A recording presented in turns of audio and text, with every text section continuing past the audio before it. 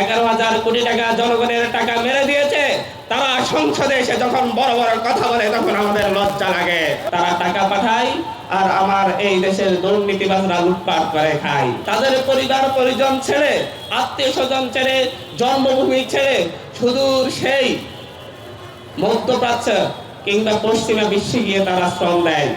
তারা টাকা পাঠায় আর আমার এই দেশের দুর্নীতিবাজরা লুটপাট করে খায়। এবং সেই দুর্নীতিবাজরাই আবার সংসদে গিয়ে সেই বড় বড় কথা বলে। 11,000 কোটি টাকা, যারা 11,000 কোটি টাকা জনগণের টাকা মেরে দিয়েছে, তারা সংসদে এসে যখন বড় বড় কথা বলে তখন আমাদের লজ্জা লাগে। আমরা দেখছি শ্রমিক প্রতিনিধি নেই সেই কথা আসে, কিন্তু আমাদের বাংলাদেশের অর্থনীতিকে টিকিয়ে রাখার জন্য আমরা একজন অর্থনীতিবিদ চেয়েছিলাম যে বাংলাদেশ ব্যাংকের গভর্নর হবে, কিন্তু দেখলাম এক গার্মেন্টস ব্যবসায়ীকে নিয়ে এসেছে বাংলাদেশ ব্যাংকের গভর্নর করার জন্য। আমি আপনি সকলেই জানি বাংলাদেশের সবচেয়ে বেশি অর্থ পাচার হয় গার্মেন্টস পণ্য আমদানি রপ্তানির মাধ্যমে, গার্মেন্টস ব্যবসায়ীদের মাধ্যমে। সেই অর্থ পাচারের এক প্রতিনিধিকে এনে আমাদের দেশের বাংলাদেশের গভর্নর বানিয়ে দেওয়া হয়েছে। আমাদের এই দেশে প্রায় 25 লক্ষ রিক্সা শ্রমিক রয়েছে। বাংলাদেশের যদি রাস্তায় যানজট হয় তাহলে যানজটের কারণ কি? রিক্সাওয়ালারা।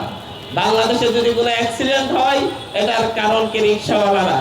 বাংলাদেশে যদি কোনো ধরনের কোনো সমস্যাই তৈরি হয় সাথে সাথে রিক্সাওয়ালাদের উপর দমন নিপীড়ন শুরু হয়ে যায়।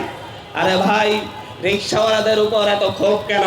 কিন্তু যখন তেল শেষ হয়ে গেছে বলতেছে রিক্সা না থাকলে তো চলার সংযোগী পাইতাম না আজকাল। তাদের ব্যবস্থা কি রয়েছে? তাদেরকে তাহলে ঘাড়ি কিনে দেন। এই 25 লক্ষ রিক্সা শ্রমিকের সাথে আমাদের প্রায় বাংলাদেশের 1 কোটি মানুষের খাবার, বস্ত্র, অন্ন, বস্ত্র, বাসস্থানের ব্যবস্থা হয় তাদের আয়ের মাধ্যমে, তাদের শ্রমের মাধ্যমে। বাংলাদেশের প্রায় 40 লক্ষ হকার রয়েছে।